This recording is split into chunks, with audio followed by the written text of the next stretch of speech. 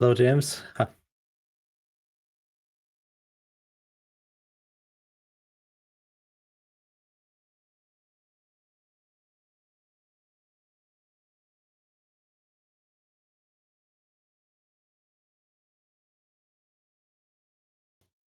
Seems like James lost his voice there. Um, and Happy New Year to everyone. This is the basically the semifinals of the Champions Division of the Crown Cup with Bombadil versus Project Devotion, and it's going to be a very interesting, hopefully a very close game, considering both of these teams got knocked down into the lower division by Cereal with Apple Juice, which are waiting for the winner of this match in the grand finals. Um,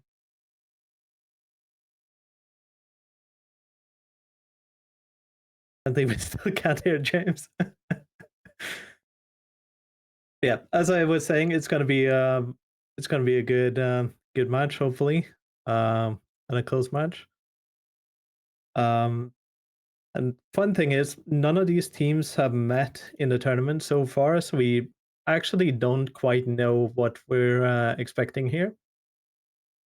Um, Yeah, from what I've heard, there's no ringers, which means both teams are at their full roster, fit for fight, and hopefully ready to give us a really good match. Uh,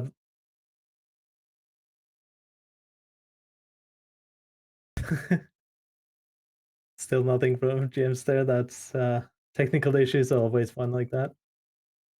So looking at first map picks potentially, both teams have listed Lijiang as their favorite map, Lijiang being on the map pool. I would be surprised if we don't see Lijiang.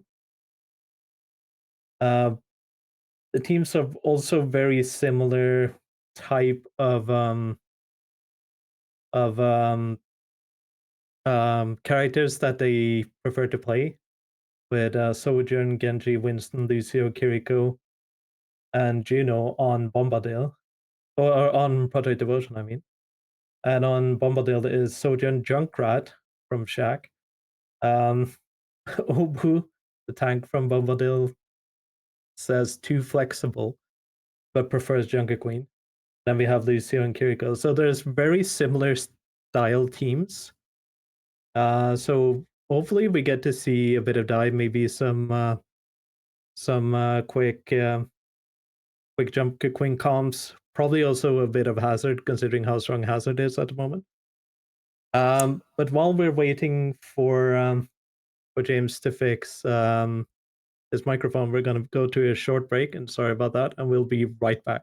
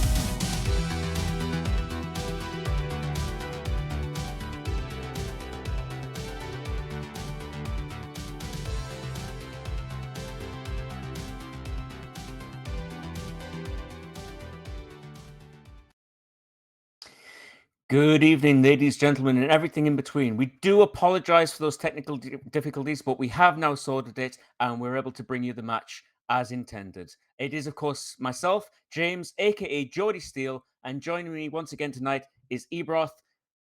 Good to see you again. So, Likewise, games.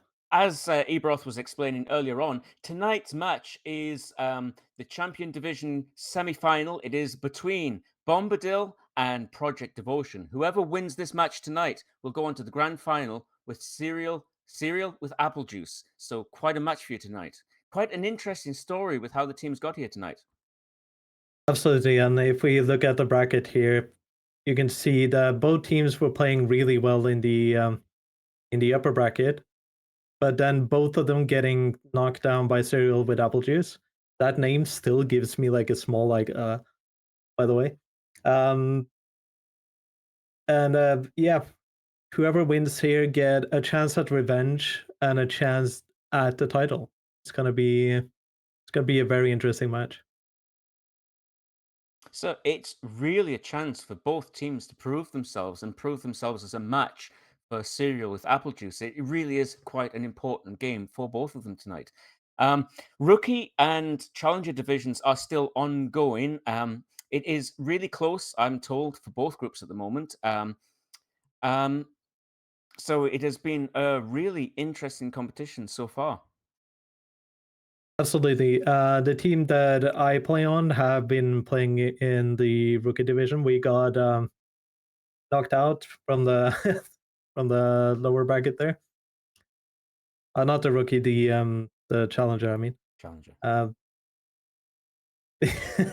confusing our producer there. I'm sorry. But yeah, so far Chair VC is undefeated, and looking to basically just speed run into the finals there.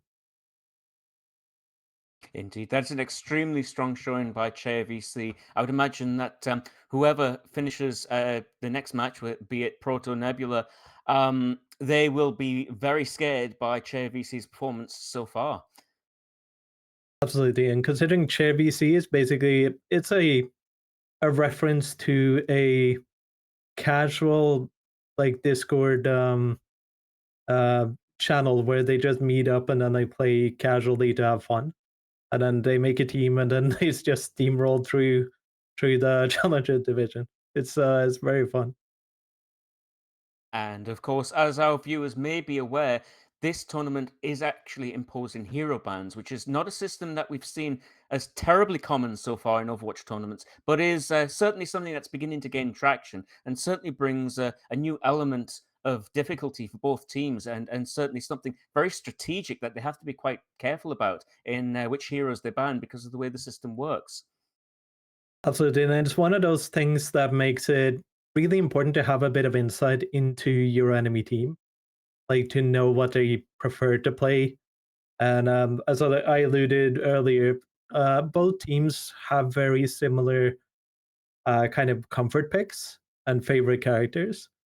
So I think it's going to be hard for them to select what to ban, to not basically kind of limit themselves as well. Yes, of course, because the way the hero ban system works is that once a hero is banned, it's only for that one map.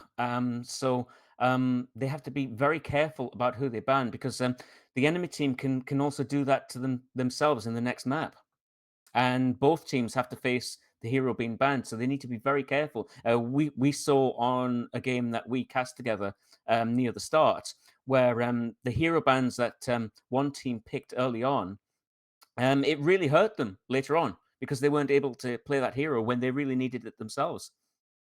Yeah, and to go back to the Challenger division when my team was playing, like we knew the enemy team was really good at jungle comp, so we banned Kiriko because Kiriko is an important part of that comp. But that came back to bite us in the foot because Jungle Queen is yeah, you don't have a counter to her ultimate, and then they played Ana in addition, and it just destroyed us for that. Mm. Talking about hero bans, we do have bans coming through here and a map pick. So as I was mentioning earlier, both teams like Lijiang, and we're going to Lijiang first. Bombadil is banning Genji, and Devotion is banning Brig. The Brig ban will certainly have a strong effect on the backline that both teams are able to play because Brig is very much an enabler of the very popular Brig Juno comp. Without the Brig, it doesn't really work. So it'd be interesting to see how they work around that. Very interesting indeed. Yeah, and it's also going to make it really hard to play any compositions that involve Ana. Well, we are now hearing that both teams are indeed ready, so we will be able to take you very soon to the first, which will be Lijiang Tower, as we've previously said. Lijiang Tower is a bit of a perennial favorite with teams. Absolutely, like Overwatch has some classic maps. Like for control, Lijiang is always going to be the most popular. I think it's kind of like how King's Row is still the most preferred map, I believe, from like going back from like 2016 Overwatch launch. It is a really good map, and it's kind of like a very versatile map as well. If talking about Lijiang here, Well, because some of the maps are really good for brawl. You can play both brawl and dive on most of them, but it's one of those maps where poke is not very good.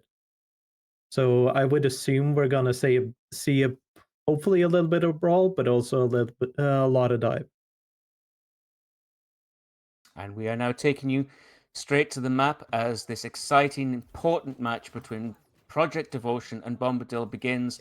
Both teams will be very keen to assert their dominance and take control of this. And we see a dive comp on side of Project Devotion. Really good on this map, actually. We do see dive pretty much on both sides. Bombadil, however, are playing the Junkrat, which is an interesting choice. We'd normally just see the Junkrat on Control Center, but we do see the Echo getting an early pick there for Project Devotion. Yike does go down, unfortunately.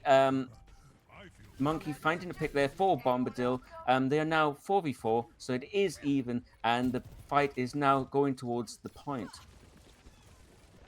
Yeah, it looks like Bombadil is going all out on their comfort picks there. Project Devotion has some changes in their DPS lineup. Um, and I think Project Devotion might have the upper hand composition wise here because Echo is really good against Junkrat. Yeah, this particular map doesn't really favor the tight corridors that you find on Control Center, which is really good for Junkrat. This map is very much out in the open, and I don't really see Junkrat getting a huge amount of value. That said, Fly High does go down to Junkrat, but we see Jamal there come back with the response, taking Dragon Breath out, and then Frogger Fan, apologies, finds the Sojourn, and then dies themselves. Junkrat finding another pick, and Bombadil are now actually showing some dominance here, able to take control of the point. And the point does flip for Bombadil. Interesting development there. Absolutely. And the Junkrat here from Bombadil is like it is a comfort pick, which means is very good on Junkrat. Just like catching out a tracer in the open like that, that's really hard on a map like this. And we do see Ultimate starting to come up on both sides. Project Devotion now have the Primal, and we see Pulse Bomb also coming in. Both teams do have the Primal, and we do see Bombadil committing the Primal, as well as their Sojourn finding a pick there on Yite. We do see Junkrat go down, however. That's really unfortunate then. Lovely sticky there from Jamal, finding combat as well. And Project Devotion will actually be able to cap this without a problem, I would hope. Beat coming out to provide Project Devotion a bit more sustain. And with that, they do take control of the point again. And this is very much a back and fro between the two teams. It is very much quite even so far. Absolutely, but Project Devotion had to commit 4 ultimates in that fight to grab the point, so Bombadil has a slight upper hand here, especially with the overclock getting ready from Lamet and the tire now coming out. Fly High again dying to the Junkrat. That's going to feel really bad, I would imagine. Shaq does use the tire, finding only one pick with that, but one is good enough when it comes to tire. And Bombadil taking control of that fight really nicely. Really, really good execution there. They still have the overclock as well, and Project Devotion now have no ultimate, so they will be forced to take this fight dry. Yeah, and the had committed Kizuna Rush there as well, which means Project Devotion have no ultimates at all. So now Lamet has like free reign to shoot around with the overclock and just get picks. Oh, Shaq does go down to Yite, though. That's really unfortunate for Bombadil. They now have one pick, but they are still playing quite safe, quite conservative. And we do see the Sojourn go down as well. Project Devotion looking really strong there. This is a really nice flank here, round the side from the Echo. But maybe that worked out a little better than I was expecting. I was about to say that is maybe a little over-aggressive, but that was actually really nicely timed. And we're coming into last fight territory very soon. and I think the Echo pick here is so crucial because you get that kind of aerial superiority towards the Junkrat. It's one of the few things Junkrat. It is really hard for Junkrat to deal with anything flying. We are now facing that very important last fight as Jamal finds 2 picks with an amazing focusing beam there. And picks now coming in strong for Project Devotion. They will undoubtedly take this point now unless they really mess things up. And that's a really nice primal there. Unfortunately, trying to stall, not really finding a huge amount of value, going down to a pulse. And that's just going to be cleanup for Project Devotion. Yeah, I think this is one of those where comfort picks kind of come back to bite you. Because as I mentioned, like Jamal being in the air, just focusing down that Junkrat removes so much of the damage from Bombadil. And it just opens up so much space for Project Devotion. And the next map is unfortunate for Project Devotion. It is Control Center. And if there's one map on Overwatch that really heavily favors the Junkrat, it's this map. The tight corridors, it is extremely easy to just spam people down. I would be very interested to see the value that Junkrat's going to get here. Absolutely, and especially considering Project Devotion is playing Junker Queen, which means they don't have any shields. They have to go in, and they have to be quick about it with the shout from Junker Queen, and just doing that without getting spammed out by the grenades from Junkrat is going to be really difficult. Project Devotion taking a very wise rotation there, refusing to go into the server room where they will just be spammed down incredibly easily. Shaq does go down though, and Project Devotion have the most picks here, and they will be first to cap the point. That was extremely wise of them to not go there in the server room, because that's where Junkrats are the strongest. They just come right round and say, no, we're not going to fight you in there. Yeah, that was really well played. They utilized their mobility with Junker Queen's shout and speed boost to just rotate around and kill the people that were not playing with Junkrat. I think Bombadil needs to play a bit more centered around the Junkrat to make sure that they actually have the value they need. Unless Lamet does stuff like this. Lamet finding a nice pick. Jamal replying though, and both Lucios have gone down. Junkrat, Shaq on Junkrat, finding another pick however, and then 2, and that is now going to be quite easy for Bombadil to take control of that. Unfortunately, Junkrat can just kill people extremely quickly, and that can happen. Yeah, and I think Project Devotion really needs to think about how they want to position and how they want to rotate, especially now that Bombadil is playing Junker Queen as well. Like the kind of running around each other that is going to happen here is going to be interesting. Huge amounts of spam coming in from both sides. Yite finding a pick on Bombadil's Junker Queen, however. That's going to be absolutely huge for Project Devotion. It's very difficult for them to take the fight without their tank, and Shaq going down as well. Again, Project Devotion playing this extremely disciplined. They know what they're doing. They know the rotations they need to take, and they're showing a lot of confidence here. Absolutely, like these rotations are really good, and now committing with the Kitsune Rush just to make sure that they can force Bombadil back into spawn, basically. Maybe a bit too early there. Probably would have preferred to wait it until they were through the doors there. We are actually seeing ultimates coming out on the side of Project Devotion. We see the tire come out by Shaq for Bombadil. That took a long time to build that tire, much longer than I would have liked to seen, which shows that actually the value is being denied, which is really nice of Project Devotion. This is looking a bit scrappy now. Picks coming in on both sides. Joe going really low there, almost dying, and does go down to Lamet with the disruptor field.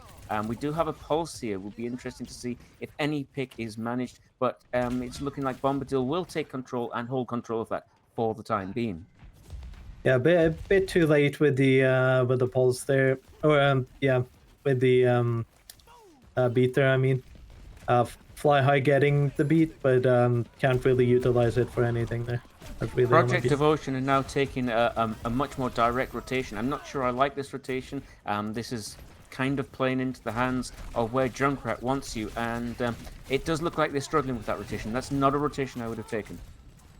Absolutely, like they kind of went into the fallacy of we lost the fight by doing something that worked the two other fights, so now we're gonna try something different.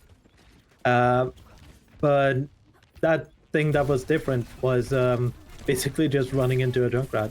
So they should probably avoid that, yeah. We do see Overclock come out here. Looks like it's being used more of as a zoning ult than actually an attempt to get picks. But we do see members of Project Devotion going down now. And Bombadil still in control of the point. And for Project Devotion, this is now coming into last fight territory. And they're not going to get the chance. Bombadil do take that. I feel that Project Devotion really need to be asking themselves what they're doing. They played that extremely disciplined. They played that extremely well. And then it all just fell apart because they decided to take a really, really silly rotation. Exactly what Junkrat wanted them to do. Yeah, Shaq is getting some insane kills on Fly High there. Like, a Junkrat should not be killing a Tracer that often, I feel. But now it looks like Project Devotion is doing a bit more of what they did on the first map, just making sure that Shaq cannot do what he wants to do. Getting Jamal on that Echo, I think, is crucial here. Or even on Farath, I think that's also really good. We do see Project Devotion, as you mentioned, Jamal, on the Farah, which is a very sensible pick. Not only is Farah quite strong on this map, but also very strong against the Junkrat. So this is definitely a pick that I think will definitely help them. Joe finding a pick on Lamet, and then now two for Bombadil going down as Project Devotion will control that point now. Shaq just trying to get out there. Lucky escape, almost didn't make it. Project Devotion is showing a bit more discipline now. They look like they know what they want to do. They just have to be a bit more careful and not let the whole thing go on a silly decision. Absolutely, and you can see what Bombadil is doing now. They're trying to force the fight into more enclosed quarters, both because of Shaq on Junkrat, but also because Lamet is on Cassidy. So just having those short-range fights is going to really play into what they're good at here. I was just seeing on the kill feed there, Fly High again going down to Shaq. Again, this is going to feel quite embarrassing. I would like to actually see how those kills are taking place. Bombadil did have the upper hand there at the beginning of the fight, but Project Devotion were very, very, very disciplined there. They played extremely well and were able to reply without losing control of the point. Yeah, and they didn't go too deep into White Room towards where the Junkrat was playing either. And now we can see maybe a little bit of how Fly High is struggling against the Junkrat here. Good Susu though. A bit of a questionable barrage there by Jamal, and Shaq finding a pick which is going to enable them to move forward, and they're now 2 up, and they will want to push straight to the point. Farah has got, unfortunately, quite separated from the rest of the team, and dies to both Cassidy and Lucio's spam there. Really unfortunate, Jamal getting caught out of position like that. I don't think Project Devotion were expecting Bombadil to take that particular rotation. Yeah, and I also think the barrage came about a bit too early there because Bombadil was super ready for it. The Suzu came out super early. They just run away from it and then get a couple of picks off their superior positioning. We do see another tire come out from Shaq not finding any value. That was, again, probably a little mistimed. It did force Project Devotion to retreat a little bit, but I don't think that was the intended result. Fly High going down again really early. Fly High has gone down very early in many fights now. This is not actually helping Project Devotion at all. Yeah, I think maybe looking into a double flyer here would be a positive thing for them because Fly High is struggling a lot, and maybe playing into his name a little bit and playing a flyer would be a bit better for them here. We do see the beat come out from Frogafan. This will give Project Devotion quite a bit more sustain. Shaq does go down, but Bombadil neatly replying with 2 picks of their own, 3 picks now, and Bombadil will retain control of the point. Yeah, a bit of a scrappy fight here going on, maybe a little longer than Project Devotion would have liked here. Project Devotion need to be very careful here because if they don't lose the fight really quickly, they're really going to hurt their chances of taking another fight. Yeah, and I think the swap to Junker Queen here is a bit odd for me because Junker Queen would prefer to fight in White Room. And That's where again, Bombadil is Fly quicker. High going down early. That's really not going to help the chances of Project Devotion. And it's looking like Bombadil will control this very nicely. It is pretty much clean up at this point. Yes, not really what Project Devotion want there. That was really quite scrappy. Very scrappy, and I feel like it might be a bit of a timing issue that the Project Devotion is having here. Because they played really well when they have time to set up and do their rotations correctly. But when Bombadil gets early picks on Fly High, you don't have that Tracer on a flank, which means you don't have the follow-up from the spam damage from Jamal. And then yeah, the tank is just gonna struggle because you can't go in. You kind of need to have that splash damage, monkey goes in, Tracer follows up thing. You kind of need that and that like trio of angles of attack. And when Fly High gets taken out by the enemy Kiriko, it's just yeah, it completely decimates the entire game plan. So far, the play that we've seen from Project Devotion is really quite a bizarre mix of moments of sheer brilliance and inspiration, and then moments of just seeming to lose everything and making silly decisions. Yeah, but like when they take their time and do rotations, I feel like when the team play is good, is really good. But then when they get stressed, it seems like they're rushing in without thinking. Like that one the I think it was the last fight on Control Center when they basically ran into a server room against the Junkrat. It's just like you should never do that. Just do the thing that was working. Run around, pick off the team one by one, control point, and make sure you don't play close to the Junkrat.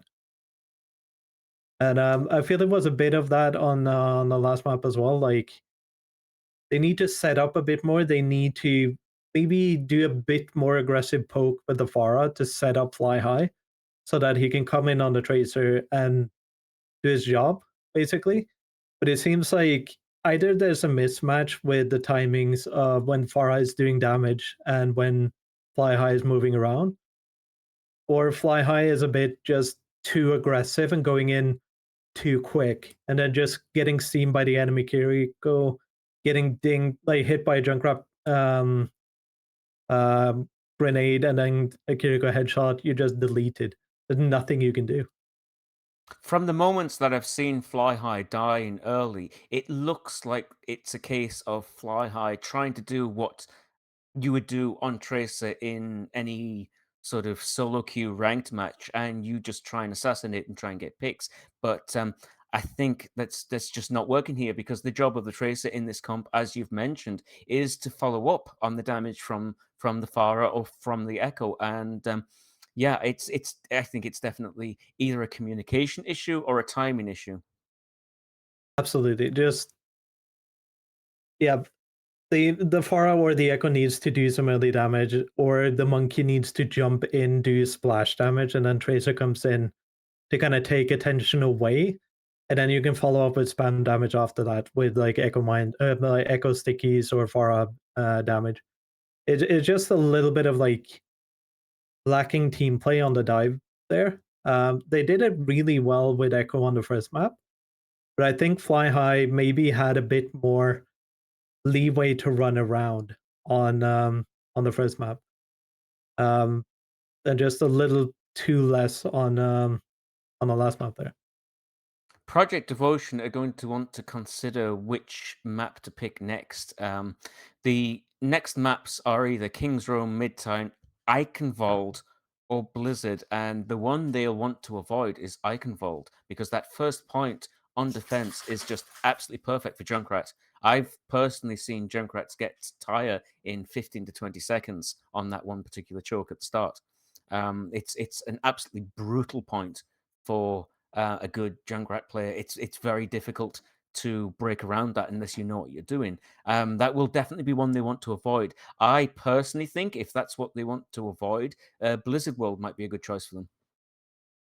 Blizzard World might be a good choice, yeah. It could also be that they're going to a comfort pick and then going to ban Junkrat because the losing team picks map and the first ban, which means that they can go to a map where Junkrat is usually good, like for example, King's Row, and then just ban Junkrat and then play around that to get like an easy win on that map. It is looking like I can mold though. Interesting choice. I will be very interested to hear the hero bans because Junkrat is usually in many teams you see the Junkrat played as sort of a niche situational pick, like on Lijiang Control Center. You do occasionally come across the Junkrat mains, but as a general rule, for most teams, banning Junkrat isn't the end of the world. So it may definitely be in their interest to ban Junkrat here. Yeah, and it also, I think it's going to show Product Devotion a little bit about like, can Shaq do other stuff? Because that's also something like information they need for other maps, right? Because if they win this one, they lose next one, and then the then deciding match is going to be it's going to be interesting to see like if they then pick a map where Junkrat is really bad to just force out something else, and then they can plan around that. Well, we've just had word, rather unsurprisingly, one of the hero bands is indeed Junkrat, and the other is actually Brig, which I'm not entirely sure of the logic of that. But the Junkrat, I definitely understand. In which case, picking Eichenwald and banning Junkrat is definitely a move that it will very much help Project Devotion, and I will be very interested to see how Bombadil get around this because this is a situation that I would imagine they've probably considered and talked about. Yeah, they probably considered it, talked about it, and I don't understand the Brig ban, to be honest. Um, oh, okay, okay. We got some other information. Queen got banned and not Brig. So Ah, yeah. Junkrat and Queen. So both the Australians, or two out of three Australians, I guess, are banned from Germany. It seems. Okay, and we're ready to take you now to the map as both teams attempt to take this. This, of course, tonight is best of five, first to three. So if Bombadil win this map as well, they only have to win one more, and the next will be Escort. Project Devotion will want to come back here, and they will want to capitalize on the fact that Bombadil are now no longer able to play the Junkrat. We see Project Devotion lining up a sort of traditional Farah dive composition here, which is excellent on the first point defense attack. Sorry, on Eichenwald. Bombadil playing a much more brawly Winston brawl. Also, not a bad choice, but I feel they will struggle a bit against the Farah. Yeah, the Reaper here is gonna be really difficult for the Reaper to get in position, especially since we have a Junkrat with or a backline, I mean, with on-arm Brig. Just like getting in position against that with Reaper here is gonna be impossible. Because like Frogger Fan is just gonna boot them away, and then you can't get in. which means Reaper kind of has to play on the front line. But the sustain for Project Devotion is going to be superior here. We do see Lamet getting some really, really tasty. Sorry, not Lamet. Fly High. My apologies. We see Fly High getting some really, really tasty rails there. I saw at least 3 kills in a row there. And just as I say that, rather ironically, Lamet finds a rail of their own. We do see Bombadil really nicely open this up here. They're really taking control of that fight. Yeah, they Project Devotion opened up a bit too much space there. Lamek got in with a rail shot on Yite, and then they just rolled them from there. Like if you lose your Ana in a dive composition like this, and you haven't already engaged on the enemy backline, there's not much you can do. Yite finding many, many headshots in a row there. I suspect that will be play of the game. I was able to count at least 3. Really, really nasty there. It just shows the high pick potential that Kiri still has, even now they've changed the damage multiplier on the headshots. Kiri is still a force to be reckoned with. Absolutely, and I think Yite might get a bit gotten a bit annoyed by the early pick on them there. Just like, God damn it, they killed me first, the team lost the team fight, I'm just gonna carry this fight. Both teams currently battling on the top of castle here, which of course is exceptionally important because whoever controls the castle controls the way the payload goes through. We do see rushes coming out on both sides as both Kiris pop their ults and hope to get value there. We do see Monkey go down for Bombadil. Froggerfan also finding Shaq. Project Devotion holding on to that fight quite nicely and with only Rush committed. Yeah, Obo a bit unlucky there, popping Primal and then accidentally jumping off the map. And I'm blaming lag, it seems. Don't worry, Obo, no one saw it. And Project Devotion still controlling this choke very nicely with some very nicely timed dives from Joe there, who seems to be very, very experienced in timing with dives with Winston, which is hardly a surprise as someone I know personally who's played a lot of Winston over the years. The experience is definitely starting to come and show through. Yeah, and it's definitely a comfort pick here, it seems. Or at least based on the information that we've gotten.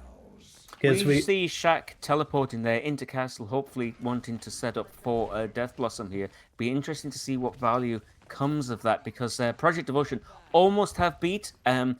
Very soon we'll be able to counter it with beat, but can we get it off before then? And it's one of those like sneaking in with Junkrat or with Reaper like that is really hard on this map, but it seems like it took enough attention away for Bombadil to get in with the rest of the team.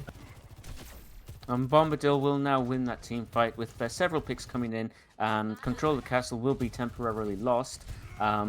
They will be wanting to be very careful how they give up space here when Project Devotion come out, because they will want to come out on the left there, take control back of the castle. They need to be very careful how they do this, however. Joe finding Shaq, which is really good for them, because Joe will be worried about the damage that Reaper can bring on himself. One of the few characters here that can actually be something that Joe needs to worry about.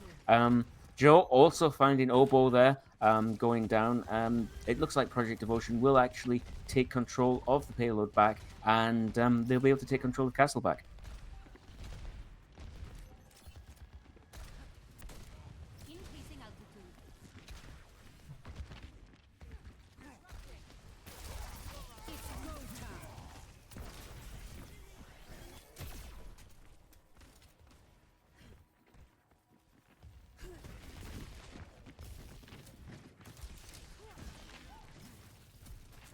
Yes, exactly. Bombadil just they just basically let Project Devotion out the door there. I was expecting that they would at least attempt to hold them back because it's very difficult for a team to get through those very narrow corridors either side.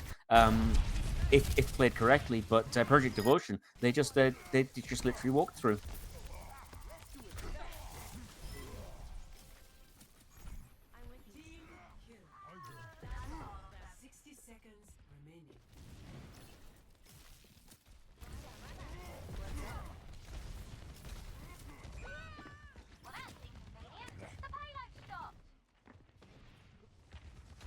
Project Devotion looking like they've definitely got the healthier economy right now. They have Primal, they're coming up on beat, and they do have Barrage. At the moment, Bombadil only really have the Primal to be working with. Jamal finding early picks here over and over again with really, really accurate long range rockets there. Really nice to see. Bombadil don't seem to really know how to deal with Farah right here.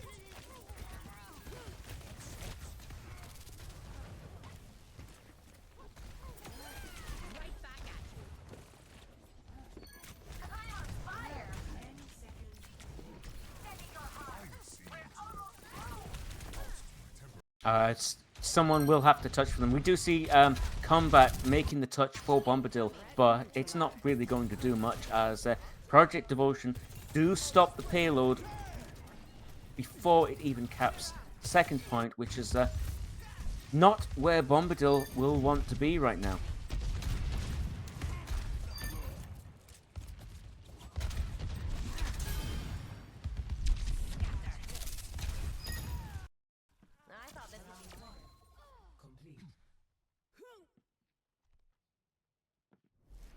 Score 0-1.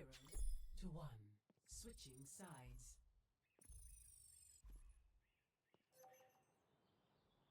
Initiating match.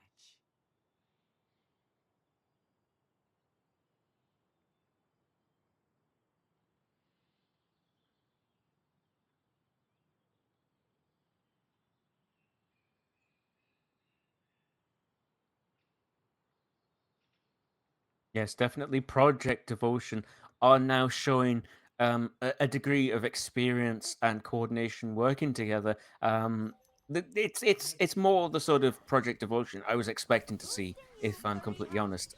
This is looking much cleaner than the last map on Lijiang, and it looks like they may be rolling out with a pharmacy, which, unless Bombadil know what they're doing and know how to counter that, could be pretty devastating. This looks like the best team in the solar system.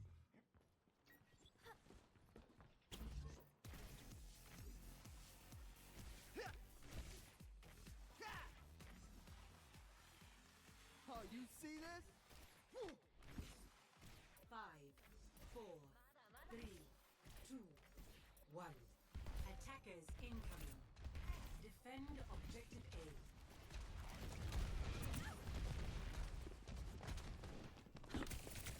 The Cassidy pick strongly suggests to me that they at least expect a Farah. And if that discussion was had and they were expecting a Farah, I also don't understand why Obo didn't switch to Diva. I think that would have helped them an awful lot because Diva can both eat a lot of the spam and contest the Farah directly. However, Lamet finding both of them there, really, really nice aim there. Good shots, and as both the Farah and the Mercy go down. Shaq finding a pick on Yite, and that was actually much, much cleaner from Bombadil than I was expecting.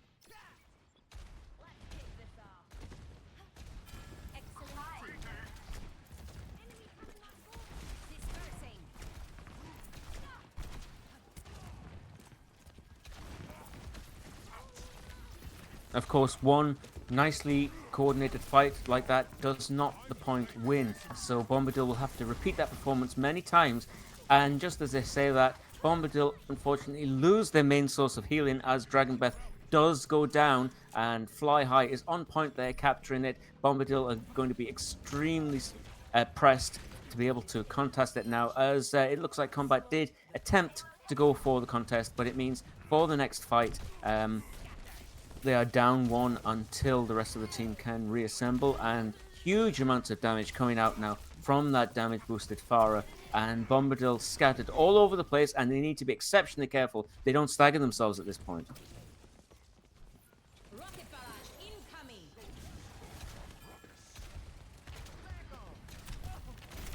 I am empowered.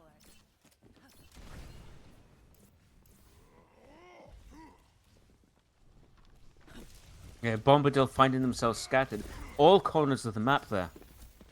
That's better.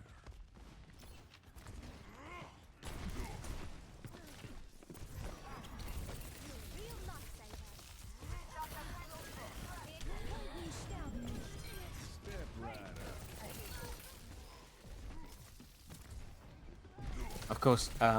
We've just received information that Ebroth's mic, unfortunately, isn't coming through. We will look at that and get it back to you as soon as possible. In the meantime, at the moment, Bombadil are currently replying quite nicely, barely holding on to this map at the moment. But Lamet finding some really nice picks there. Lamet needs to be very, very careful. That is the only direct way they have to kill the Farah or the Mercy. So Lamet needs to be very, very careful and not die. We do see Rush come out here on side of Bombadil, trying to get some progress here. All rushing through castle here. They definitely have a plan. Shaq now on Tracer, looking for a pick there on Yite, but denied the pick. Joe popping the primal, finding Lamet, which is unfortunately really bad news for Bombadil, because that is the only way they can keep the Farah in check. We see the barrage come out. Jamal does go down for the barrage, as we see the last fight really here on point. We do see the res come out. Jamal does get res. Combat somehow ends up off the map, and Fly High finding Shaq, and then Project Devotion will take that map. Very, very nice showing by Project Devotion. They looked like the more experienced team there. They looked like the more organized team. Bombadil were just caught on the back foot and unable to really come with an answer there. So that is 1 to Bombadil and 1 to Project Devotion, and we will now move on to the third map. Of course, as I mentioned earlier, tonight is best of 5 or first to 3, and that means we will have at least 4 maps here tonight. The next will be Escort. On the map pool tonight is Junkertown, Route 66, Dorado, and Watchpoint Gibraltar. Loser picks, so it will be up to Bombadil on what map they want to pick at this point. So far, Project Devotion is showing an extremely strong showing with their dive. Joe, of course, an extremely experienced Winston player. Winston is his main, so a map that favors dive will definitely favor Project Devotion. That said, Bombadil will want to avoid a dive heavy map like Watchpoint Gibraltar or Dorado. Junkertown very much favors the poke and long range there. Route 66, more of a toss up. Many comps possible there. Dive is possible, but is not the only answer. So it will be very interesting to see what Bombadil will come up with on their map pick. Of course, we will also have the hero bands for the next map announced very soon. We will keep you up to date on that as we try to fix the mic problem. We are going to take a short break now as we try and fix our technical problem. It hasn't been our night when it comes to technical problems tonight. We do apologize. We'll take a short break and bring you the third map as soon as we're back.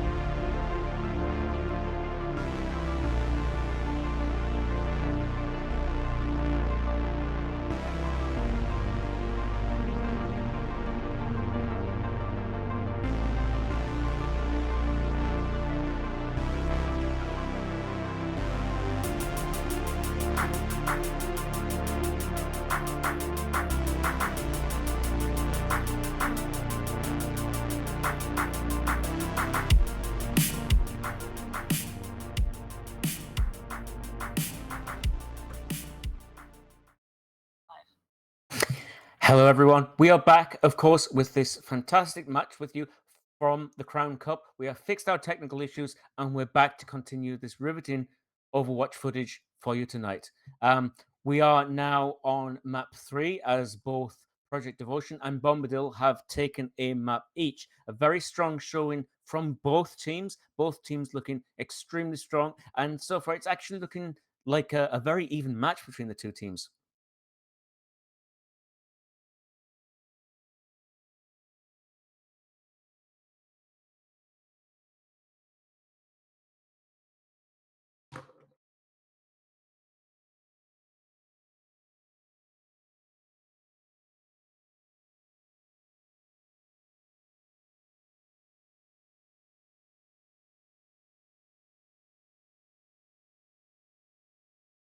And we do now have the hero bands and the map announced.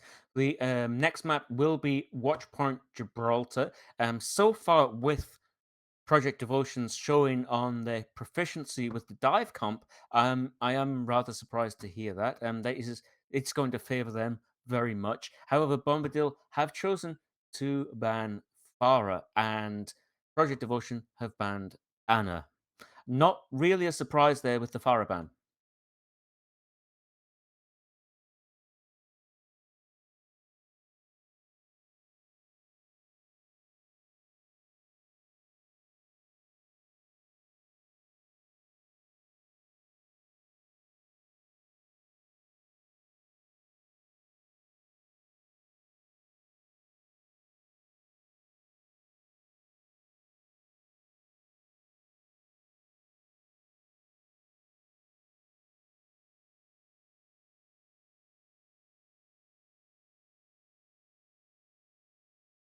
Yeah, it's definitely a pick that has somewhat surprised me. Also, what surprises me is banning Farah and picking Gibraltar at the same time, because Gibraltar isn't actually a map that favors Farah.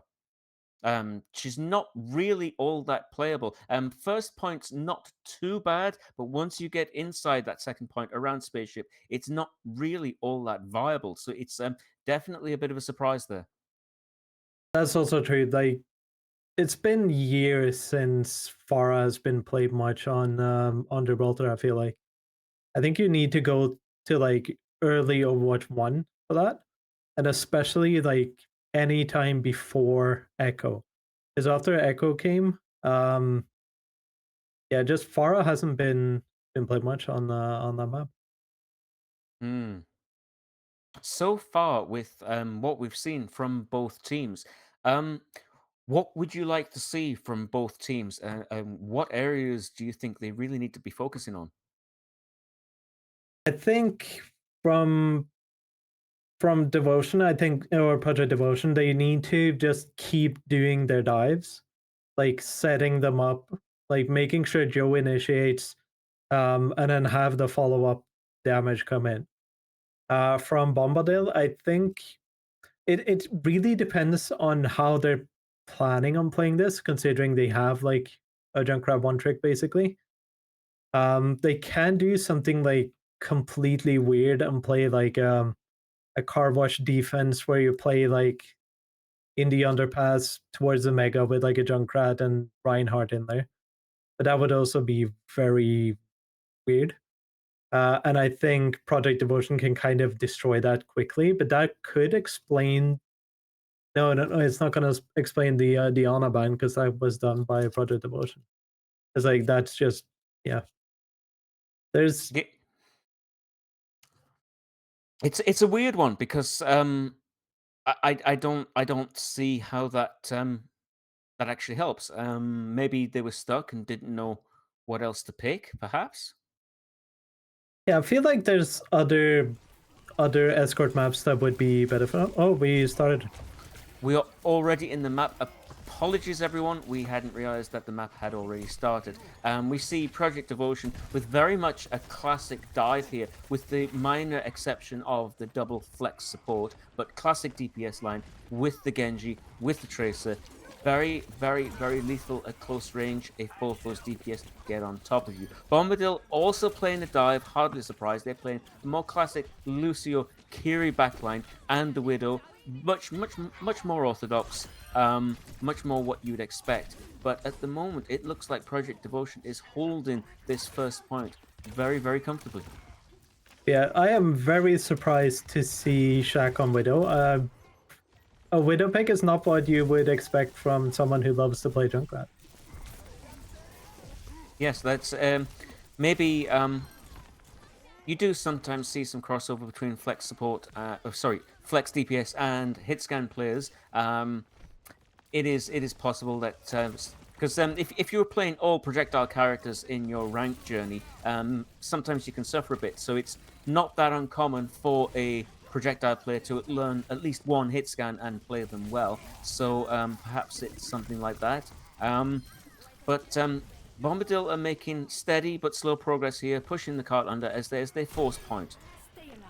Some really nice shots there from Shaq, however. It does look like Shaq knows exactly what he's doing there on Widow, and Bombadil are actually looking kind of strong, and it looks like they will get that first point cap here. We do see Joe trying to contest with the Primal, but doesn't get value and does go down, and that will actually be a cap for Bombadil, who themselves seem to have woken up a bit. Yeah, this is looking really good by Bombadil, or really good pull spawn by Fly High there.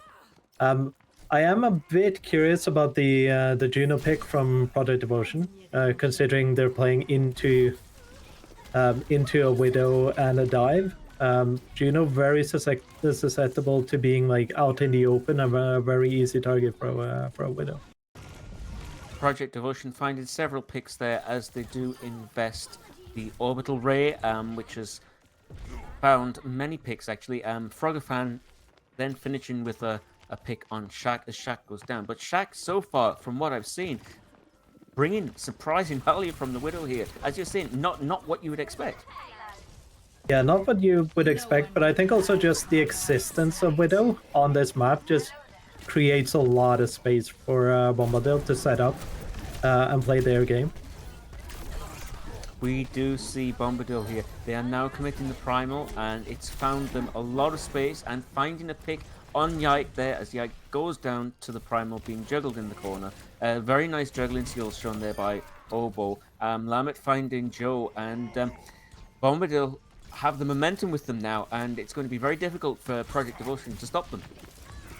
Yeah, I think they really have to invest a lot in this fight if they're gonna have a chance here. That's a really unlucky blade.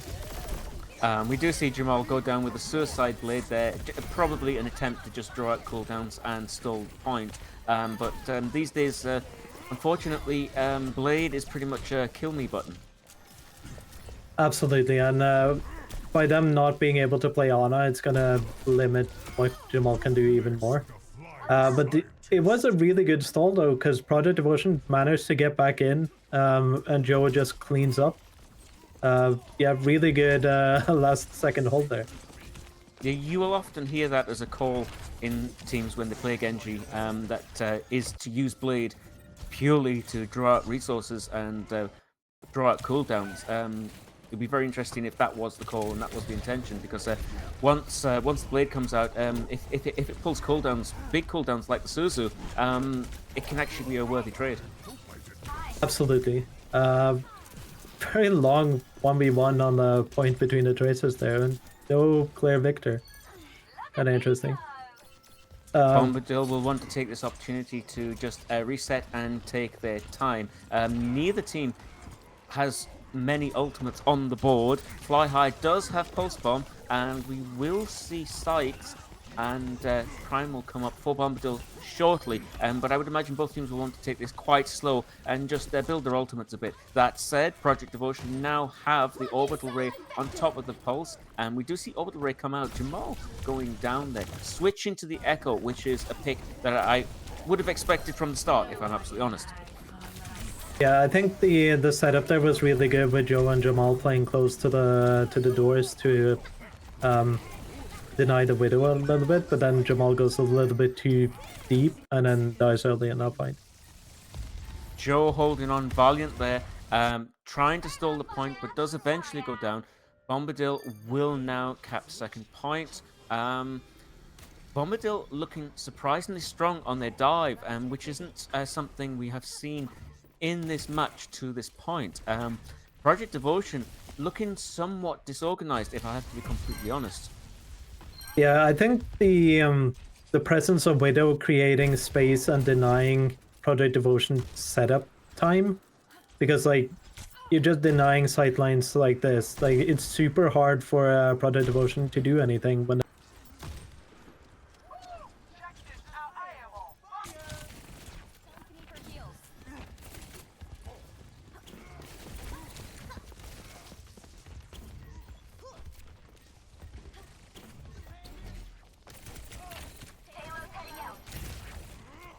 We have seen Joe attempt to contest directly on the Widow, but Shaq is playing so far back that it's inevitably leading to Joe's death because Joe has to dive so deep. We do have a pause called here on the map, so we will have to temporarily interrupt our broadcast of the match. And we will let you know as soon as we can go back.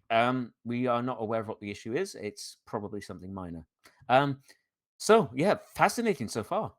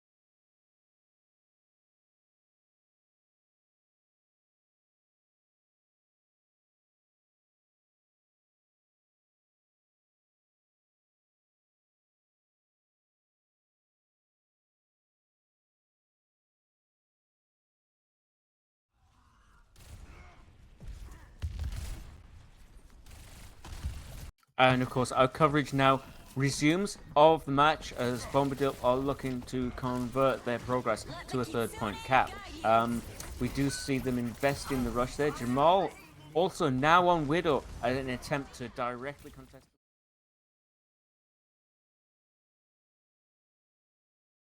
Payload coming to the very end and a full cap by Bombadil with 48 seconds left on the clock. This is going to be exactly where Bombadil want to be. This is a map that I expected Project Devotion to do extremely well on. Bombadil have shown an extremely strong performance here. Project Devotion have undergone many hero switches, especially Jamal.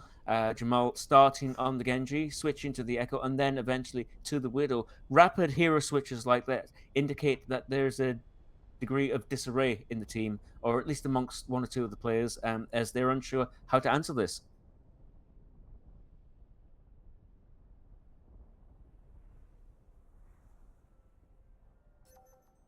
Ready for battle. Let's hear that fighting spirit.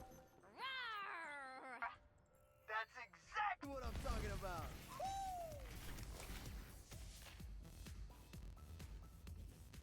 A friend of mine has a massive collection of vintage vinyl. That's sick. If they want, I could send them some stuff too. Iggy would love that.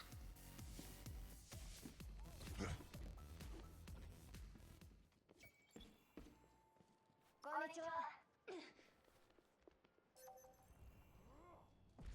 5, 4, 3, 2, 1. Attackers incoming. Enemies detected. Escort the Daddy's healing wave. Gotta go quick. How ungrateful. Well, so far we've seen Shaq actually playing extremely wisely and playing extremely far back, which is forcing Project Devotion to dive much, much deeper to contest the Widow directly. than you really want to. So yeah, I agree that Jamal picking the Widow. Just as we say that, Jamal is now switching to the Echo. Definitely signs of Jamal feeling a bit frustrated, tilted, or feeling like they're not really getting the value that they should be.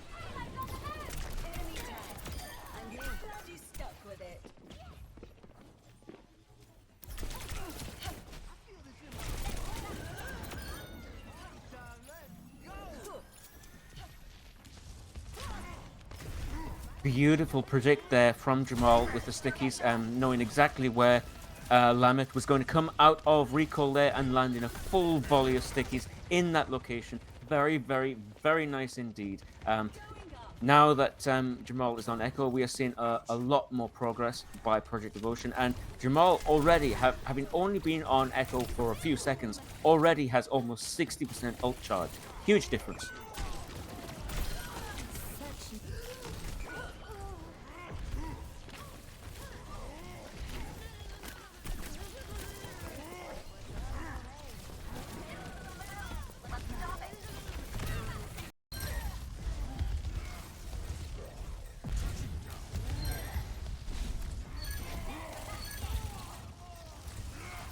And it's going to be a bit of a fight here for Bombadil to try and prevent the first point cap, as we do see picks coming through on the side of Bombadil. However, the hold is working so far, but Project Devotion looking much more lively than they were before.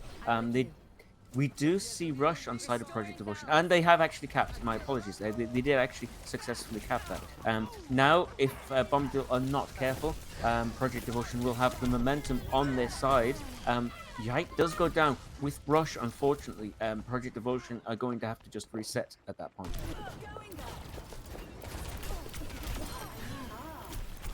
Adaptive circuits engaged. Kimiko. And Jamal committing the copy there, just to stay alive, which is completely valid on a deep flank like that. We do see Obo committing the primal there to try and keep contesting the point, but almost get burned down for it, and does in fact go down to Joe. Project Devotion now sitting on top of Shuttle, taking very strong control of it there, and Shaq barely getting out.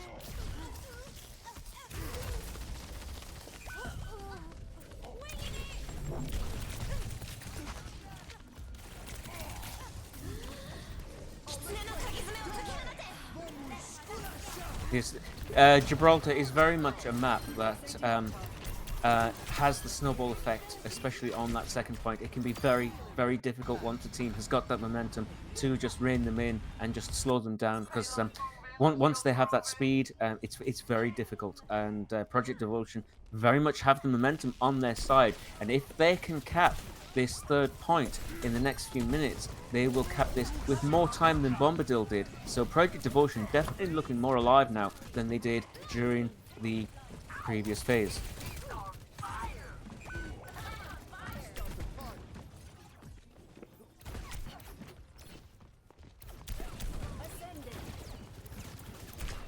Ultimate reaching maximum charge.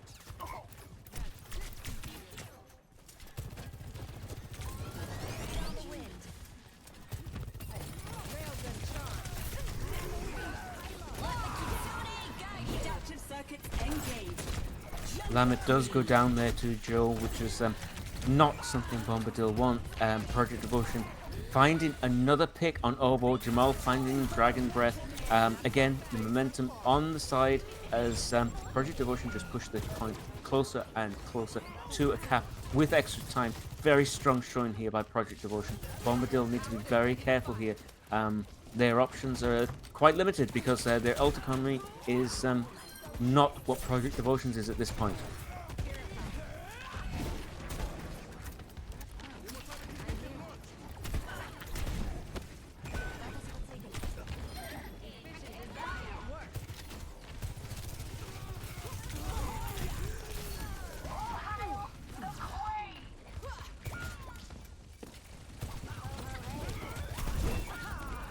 And that's looking very bad for Bombadil. They're just trickling out of spawn now, desperately trying to contest. So they're just going to die one by one. It's just really a case of how quick can Project Devotion clean up and convert that into a cap with 2 minutes 46 on the clock, whereas Bombadil only have 1 minute. This next phase, where they will swap and Project Devotion will be defending, is going to be absolutely critical for Bombadil. They only have 1 or 2 good fights on their attack, so they need to be very careful how they play this.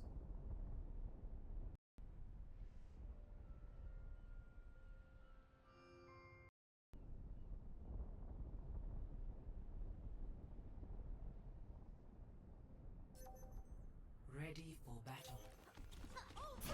Hey. Ho ho hey. Hi. Hey there. You check out the new Antler album? You've heard of this? I think Jamal so far has definitely shown himself as a much stronger Echo player than certainly than the Genji. I do agree with the Echo pick here. I think that is probably the best call. Bombadil, they are looking like they're going to come out with Sombra Tracer, which is perfectly valid, low damage but high pick potential.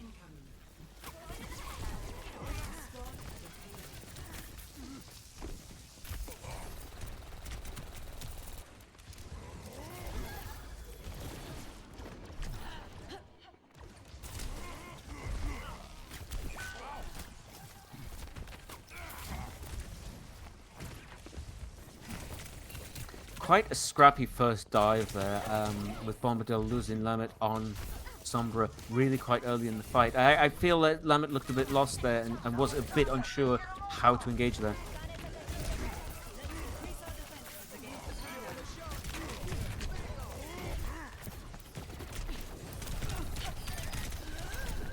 And we just see many picks coming in for side of Project Devotion. It's looking very, very bad for Bombadil now. They only have 8 seconds left on the clock, and I'm not sure anyone even gets there. Oh, we do see Obo get to point, but yeah, it's not going to be a full contest really at this point.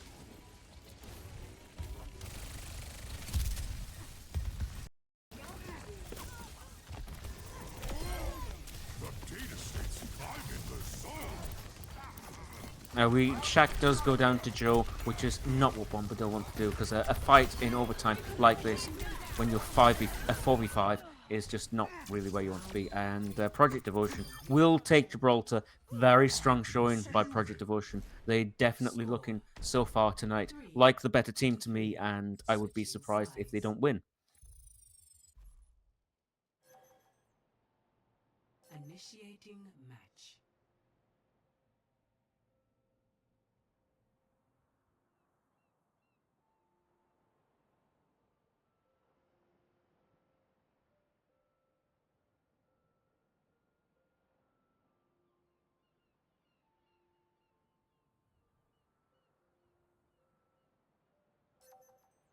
Ready for battle. Season's greetings. Let's get this done.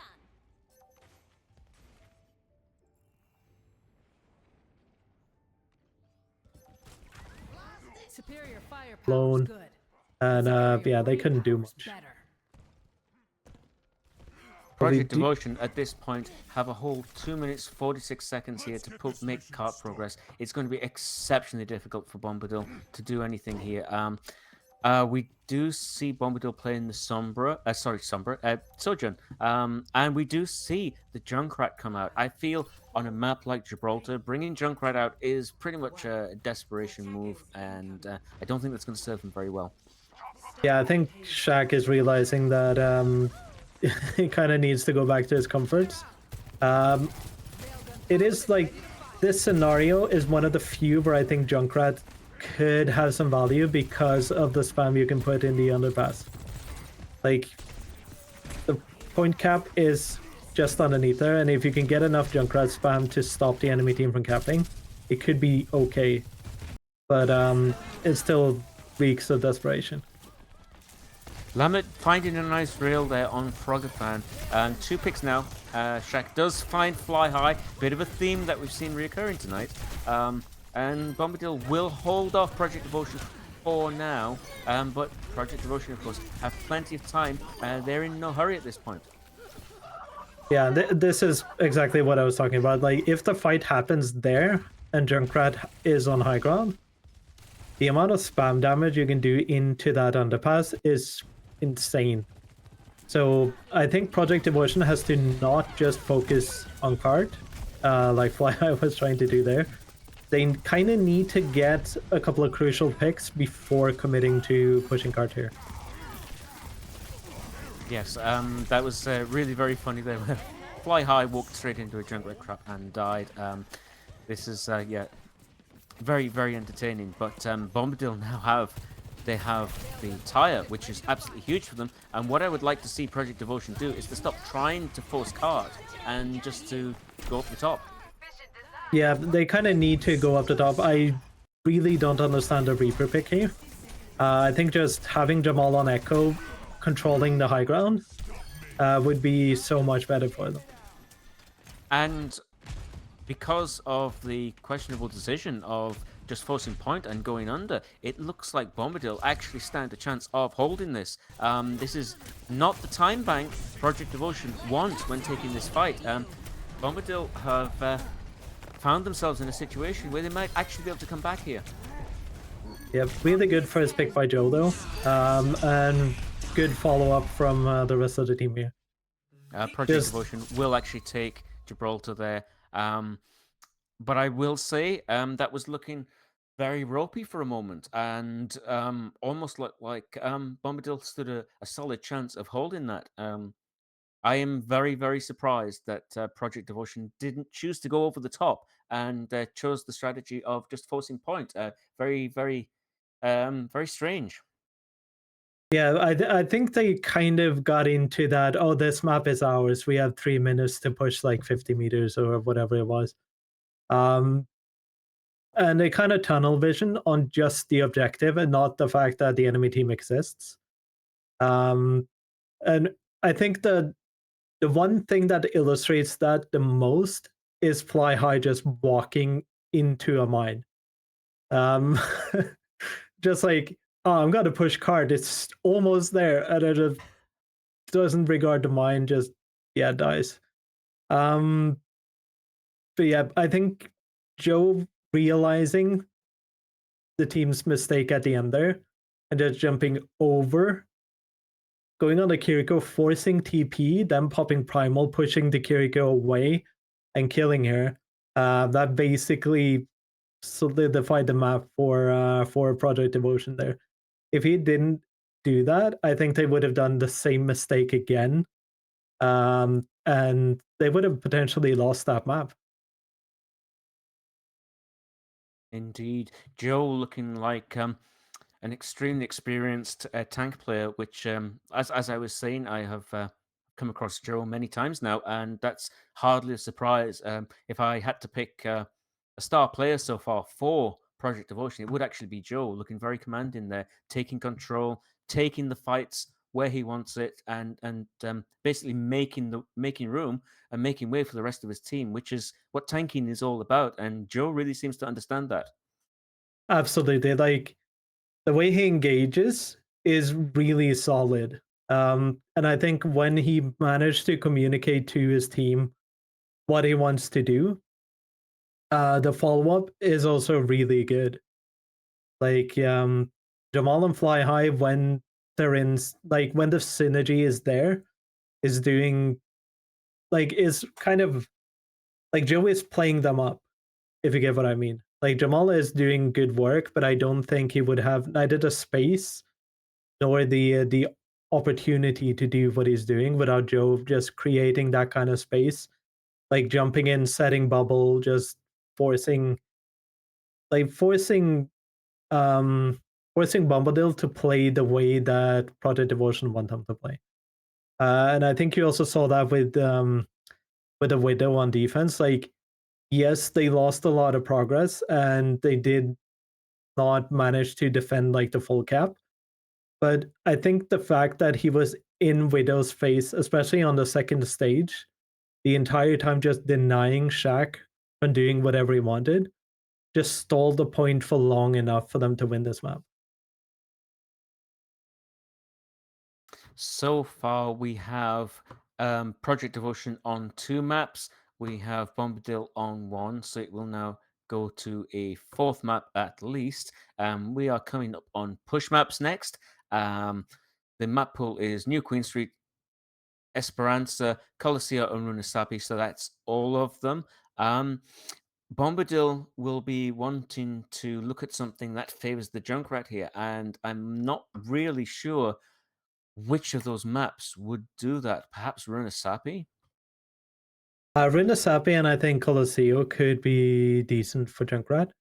And I also think like when it comes to bans, they're at like it is match point for Project Devotion here, which means I think Bombadil could potentially have to look into banning a Winston here.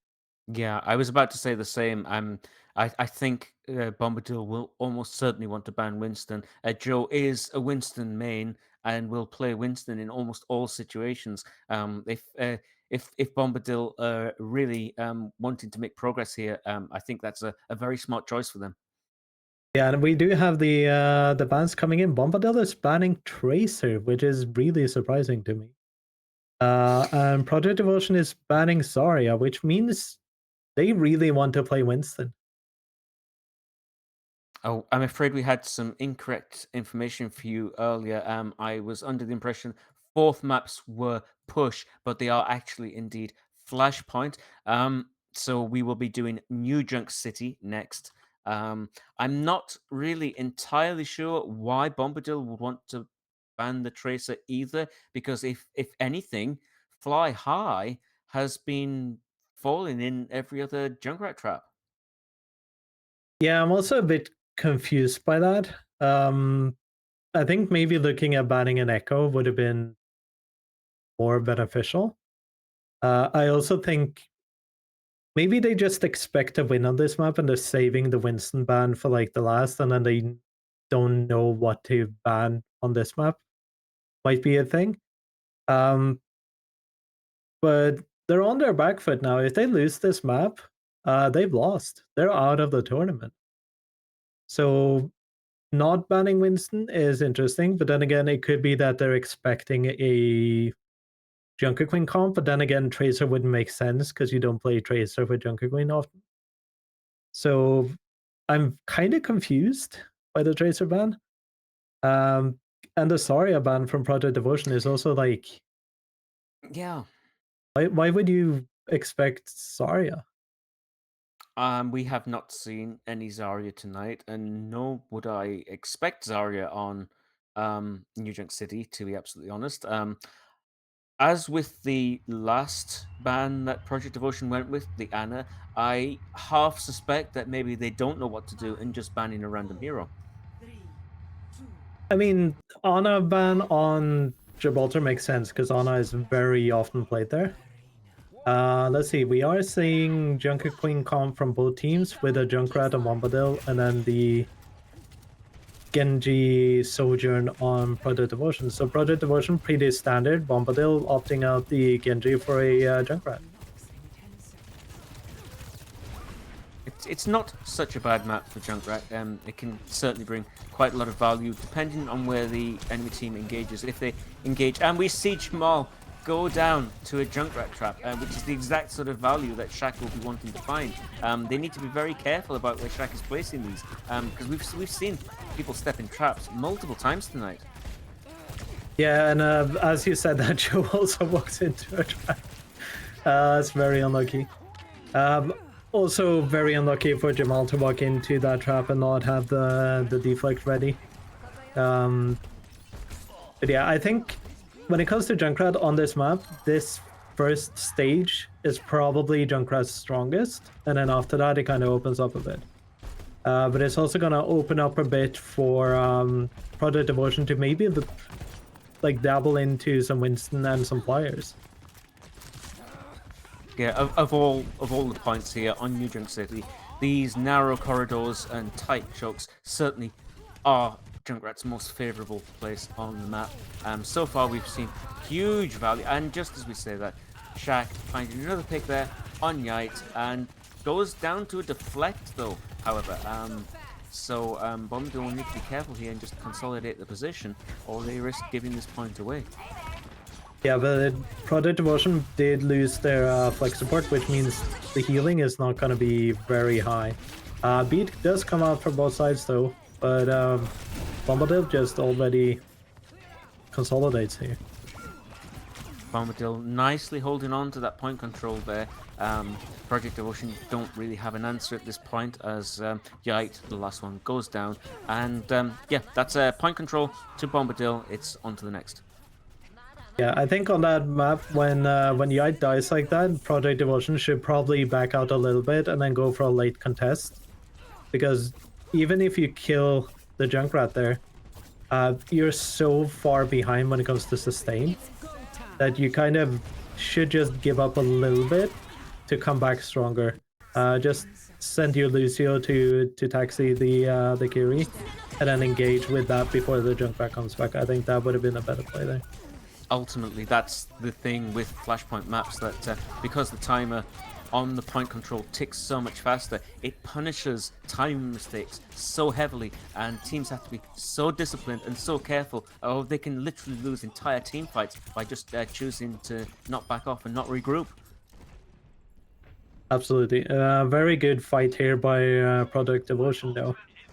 Managed to cap point, not overcommitting on ultimates.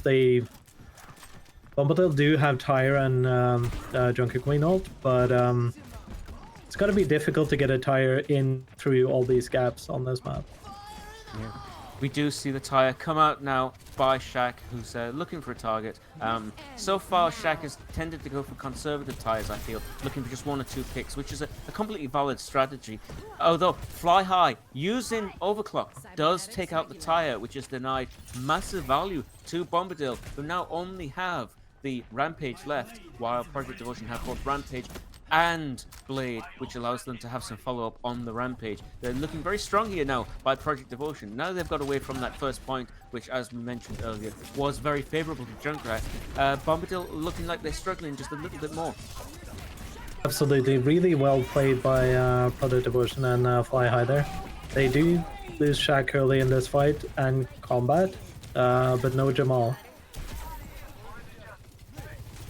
It does look like Project Devotion will maintain point control of the second point. So now it is 1 each as they move on to the third one. Yeah, none of the tanks committing ultimates here. I think that was a wise choice by Bombadil. Just make sure that you have Obo's ultimate on the next fight, and I think this is going to be one of those where if one team can force out Suzu here, they're going to win the team fight. Because Junker Queen ult is just so strong. We do see Rush coming out here for Bombadil, Dragon Breath committing Rush there, and we do see Shout there to give a bit more sustain and allow Bombadil to push in a little bit deeper. Obo then committing the Rampage. Jamal also commits Blade. Fly High has gone down, but Jamal is finding 2 picks there. Combat and Dragon Breath both go down to the Blade, and point control still hasn't been gained by either team. Just as we say that though, Project Devotion do cap the point and looking really strong here. Project Devotion definitely know what they want to be doing now. They're playing with a lot of discipline.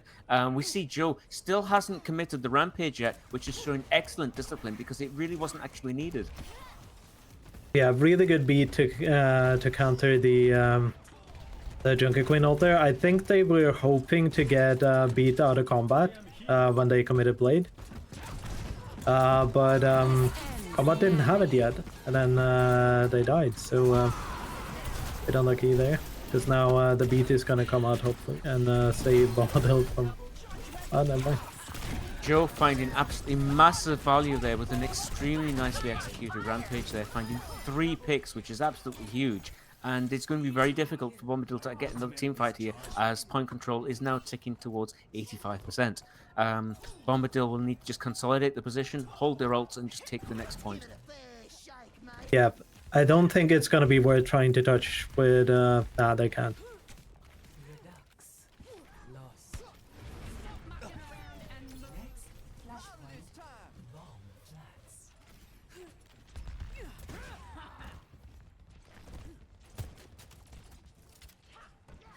Bombadil committed that beat, they would have had a chance at least. But now they do have a lot of ultimates going into this next fight. Project Devotion. Well, they have both DPS ults, but beat can just negate that. We see Fly High committing the overclock there. Doesn't find any picks, but does force beat out of that. Shaq finding a tire onto Joe. There's not really much Project Devotion can do. I'm not entirely sure I agree with the commit of the overclock there. I would have expected Project Devotion to take that fight dry and then take the next fight with ultimates. Yeah, I think what they were hoping was to get beat out, which they did, because now they have Blade in the next fight. And they're getting close to beat of their own. But then again, like, if Obo can build ult here, it's going to be really hard for Project Devotion to recontest this point. We do see Bombadil committing the rush, however, but Project Devotion finds several picks in answer to that, and we do see Jamal committing the blade. Doesn't find any kills from it directly, and Obo was able to build the rampage in time and commits it almost immediately as it comes up, but both teams still fighting currently. Project Devotion are the ones to come out on top of that exchange, which is not too bad considering they only invested 2 ultimates for that, so they now have rampage of their own and rush for the next fight. Yeah, a bit too much of a desperation ult from Obo there, but maybe a little bit too late with the Junker Queen ult there. Maybe getting it a bit too late, but I think if you saved that for this fight, this would be a bit closer. But I think looking at the ult economy here, unless Shaq can hit some really good Junkrat spam, I think Project Devotion wins this fight, and then we're gonna have a really close last fight. We see Jamal has actually switched to the Farah here, which is a very sensible pick for Project Devotion when they play in the Junkrat. I think one of the problems Shaq is having is in a situation like this where you're attacking, it's significantly harder for Junkrat to get value than when you're defending the point, when the enemy are coming towards you. And I think that's always going to be something they're going to have to be careful about. Absolutely, especially like aside from the first point on this map, I think you're completely correct. At the first point, I think Junkrat works either or, but on this part of the map, which is way more open, it's going to be really hard to get any value with Junkrat. We see Joe committing an absolutely devastating rampage there. Loads of players caught in that, not able to heal, all the sustain taken away, and Project Devotion will take their flashpoint map, which puts them to 3, which means that Project Devotion will go through to the grand final with Cereal with Apple Juice, which will be almost certainly broadcast here. Impressive showing by Project Devotion there. Yeah, very well played, very well executed there. Also, just managing to beat Bombadil on what is basically their comfort picks, which is like Junker Queen and Junkrat. Really good showing, and really good adaptability by especially Jamal. Just like being able to swap between characters just to make sure that you can properly counter whatever Bombadil is doing. Like that Farah pick on that last stage, really good.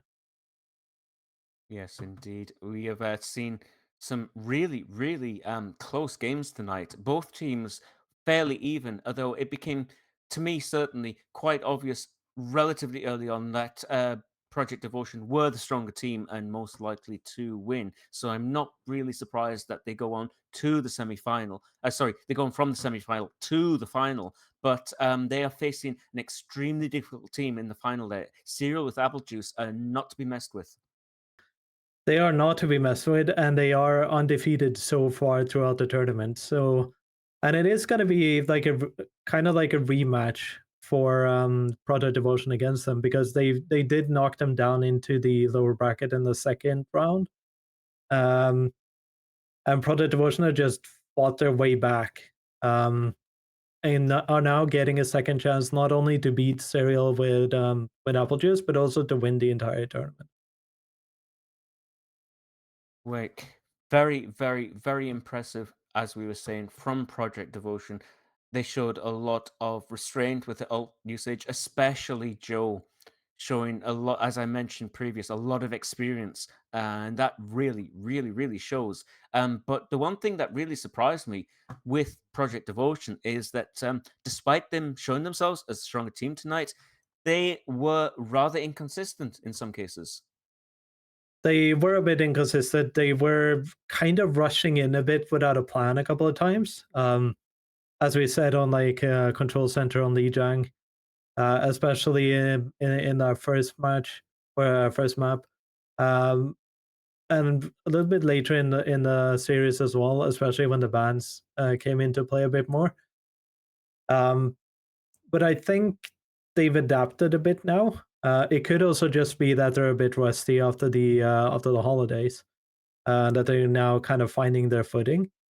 And that might actually give them a bit of an upper hand against Serial with apple juice. Because if they haven't been like properly screaming and warming up for the grand finals, Project Devotion are going to come in warm, and Serial with apple juice are going to have a bit of a struggle if Project Devotion is playing the way they did at the end there. I think one aspect of this tournament that teams need to be really careful of is how they utilize the hero bands. Because tonight we have seen some hero bands that make complete sense, and then later on some hero bands that make absolutely no sense. And this is, I feel, a real missed opportunity for Bombadil to use something to their advantage, and I think they let their opportunity slip through their fingers. Yeah, I think a couple of those bands were a bit weird. But I think that's also like as you mentioned in the intro, hero bands are not common in Overwatch yet. I think the Overwatch League or the OWCS are going to implement it next season. But they were only ever done in like a high level tournament like once last year. In the uh what was it, the Overwatch World oh no, the Esports World Cup, right? That's right. Yeah, yeah. Yeah. Yeah. So it's definitely something that teams will be getting used to, but it's also potentially a devastating thing to not take advantage of. And it it's some teams, as I mentioned earlier, at this level, some teams will have very specific hero pools, but at this level, it's very common for people to have a very wide hero pool and play a lot of heroes. And this sort of information in advance is certainly going to help teams in deciding their hero bands. But we'll have to watch the space and see how that plays out. It has been a fantastic night. We've had a night of exceptionally interesting Overwatch. Thank you, everyone, for joining us tonight. We all hope you had a fantastic Christmas and a lovely New Year, and wish you all the best for 2025. And we hope to see you again really soon with the grand final of the Champion Division, which will be between Serial with Apple Juice and Project Devotion. It's going to be an extremely fascinating map, and we hope to see you there. Good night from all of us. Good night.